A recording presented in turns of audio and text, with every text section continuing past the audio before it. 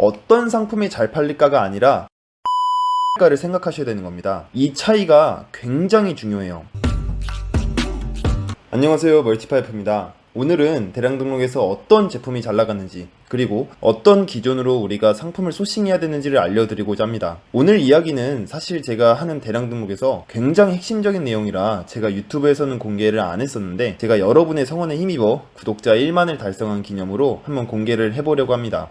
제가 바로 직전 영상에서 대량 등록의 구조와 미래에 대해서 말씀드린 적이 있었어요. 그때 제가 이런 이야기를 드렸었는데요. 대량 등록의 구매 형태는 전적으로 검색 구매에 의존한다라고 말씀을 드렸었습니다. SNS에서도 판매가 일어나고 어플리케이션에서도 일어나고 심지어 지식인과 블로그로도 판매를 일으킬 수 있는 다른 판매 방식과는 달리 대량 등록은 오로지 검색에만 의존해서 물건을 판매하는 형태라고 제가 말씀을 드렸었습니다. 이 판매 구조 차이가 왜 중요하냐면 여기서 우리가 어떤 상품을 소싱해야 하는가가 완전히 결정되기 때문인데요. 저는 대량 등록이 상품을 파는 것이 아닌 데이터를 파는 것이다 라고 많이 말씀드려 왔었습니다. 실제로 우리가 운영하는 사업의 부가가치는 그 가공 데이터에 있다고 봐야 되니까요. 그렇다면 우리가 상품을 소싱할 때 삼아야 될 기준이 상품이 아니라 데이터를 기준으로 생각을 해봐야 되는 겁니다. 그리고 실제로 저는 100% 방식으로 상품을 골라서 가공을 하고 있습니다. 대량 등록을 처음 시작하시는 분들께서 상품 소싱에서 어려움을 겪는 경우가 굉장히 많은데요. 왜냐면 이제 막 시작하시는 분들께서는 아직 대량 등록이 정확히 뭔지 잘 이해하지 못한 상황이기 때문에 대량 등록을 일반 판매와 동일시 생각해서 아이템을 소싱하려고 하시는 경향이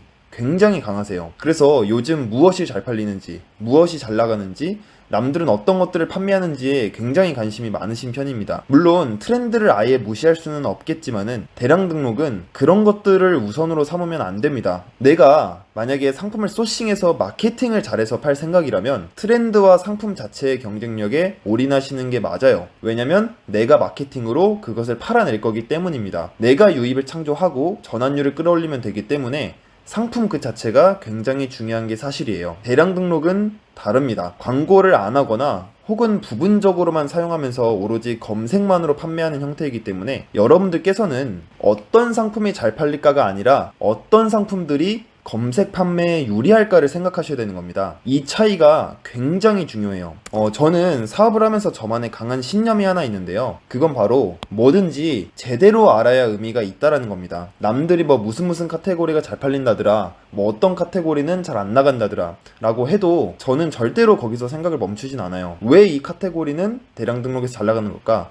왜 이 카테고리는 대량 등록에서 유독 안 나가는 거지? 도대체 사람들이 어떻게 내 상품을 사는 거고 내 사업이 주고 있는 부가가치가 뭘까 하면서 끊임없이 생각을 하고 고민을 하는 편입니다. 그리고 이런 끊임없는 고민과 생각 끝에 대량 등록에서 잘 나가거나 혹은 잘 나가지 않는 카테고리들과 제품의 어떤 공통점과 차이점을 알아낼 수가 있었어요. 첫 번째는 사람들이 그 제품을 어떤 형태로 구매하는가입니다.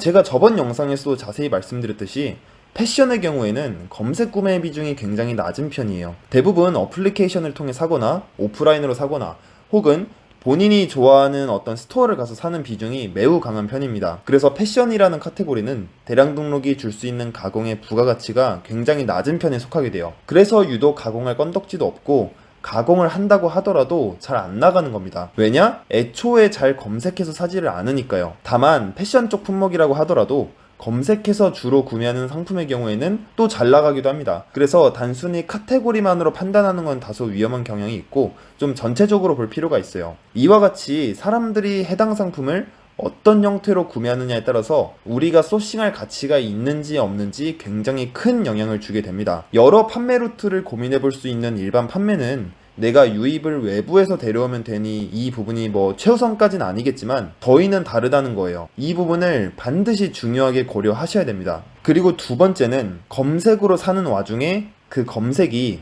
어떻게 흩어지는가입니다. 대량 등록의 주 판매 방식이 검색 구매라고 해서 검색으로 주로 구매하는 제품이 만능인 건 절대로 아니에요. 그 다음으로 고려해야 될 것은 해당 제품의 검색이 얼마나 쪼개지고 분산될 수 있느냐입니다. 그리고 바로 이 점이 대량 등록에서 유명 브랜드 제품 판매가 어려운 이유이기도 해요. 왜냐면 유명 브랜드 상품 같은 경우에는 보통 사람들이 브랜드 플러스 제품명 혹은 모델명 이런 식으로 검색을 하기 때문이에요. 뭐 쉽게 화장품을 예로 들어볼까요? 만약 여러분이 니베아 립밤을 사고 싶다고 합시다. 그러면 뭐라고 검색하실 것 같으세요? 그냥 니베아 립밤이라고 치지 않나요? 뭐 끼케야 수식어 하나 정도는 붙을 수 있겠지만은 그걸로는 한참 부족하다는 뜻입니다. 우리가 그런 큰 시장에서 싸울 수 없다는 거예요. 즉 쉽게 말해서 니베아 립밤이라는 제품을 온라인으로 검색해서 사려는 사람이 뭐 10만 명이 있다고 치면은 이 중 한 7만 명 정도는 그냥 니베아 립밤이라고 치고 나머지 3만 명 정도도 뭐 끼케야 니베아 남자 립밤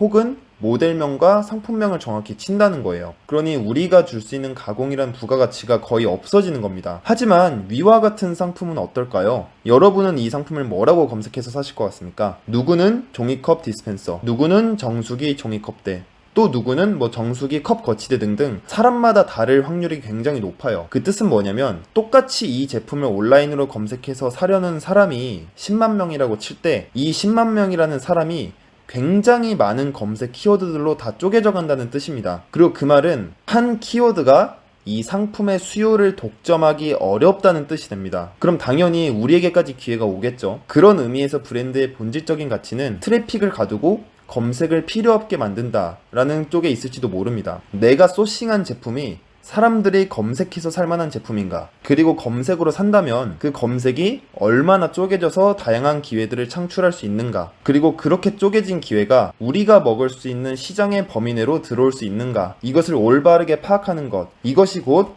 가공 고수가 아닐까 싶습니다. 실제로 저는 어떤 상품을 고를 때 이 상품이 잘 나갈지 안 나갈지 같은 거는 전혀 참고사항에 넣지 않습니다. 애초에 시장의 모든 상품들은 필요가 있으니까 존재하는 거고, 우리가 해당 제품만으로 뭐 브랜드를 키워나가거나 할 게 아닌데 해당 상품의 미래성까지 고려할 필요는 솔직히 없다고 봐요. 저는 이미 이 사업의 본질을 검색, 데이터, 마케팅이라고 정의를 했기 때문에 모든 소싱은 데이터에 입각해서 해석하는 편입니다. 상품을 오래 유통해 오시고 잘 파시는 분들은 어떤 상품을 딱 봤을 때 이게 잘 팔릴지 잘 안 팔릴지에 대한 대략점이 감이 온다고 해요. 물론 100%는 아니겠지만 그래도 그 감이라는 게 분명히 있다고 합니다. 저는 어떤 상품을 봤을 때 이 상품이 잘 팔릴지 안 팔릴지는 전혀 모르겠어요. 하지만 이 상품이 가공이 잘 먹힐지 안 먹힐지는 어느 정도 감이 오는 편입니다.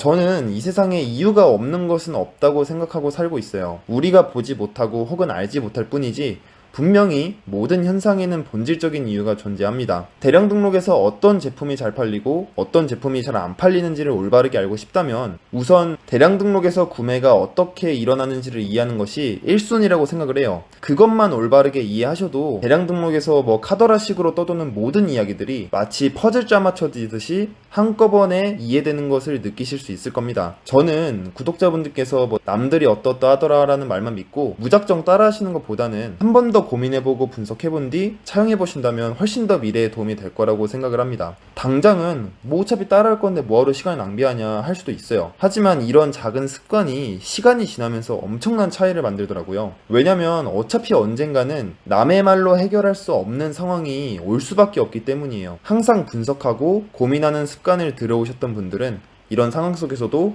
늘 잘 해결할 수 있다고 굳게 믿고 있습니다. 네, 오늘은 대량 등록에서의 상품 소싱법에 대해서 알아봤는데요. 제가 정말로 아껴왔던 내용인 만큼 많은 분들에게 큰 도움이 되셨으면 좋겠습니다. 구독자 1만 명을 만들어주셔서 다시 한번 감사드리고요. 항상 파이팅 하시길 바라겠습니다.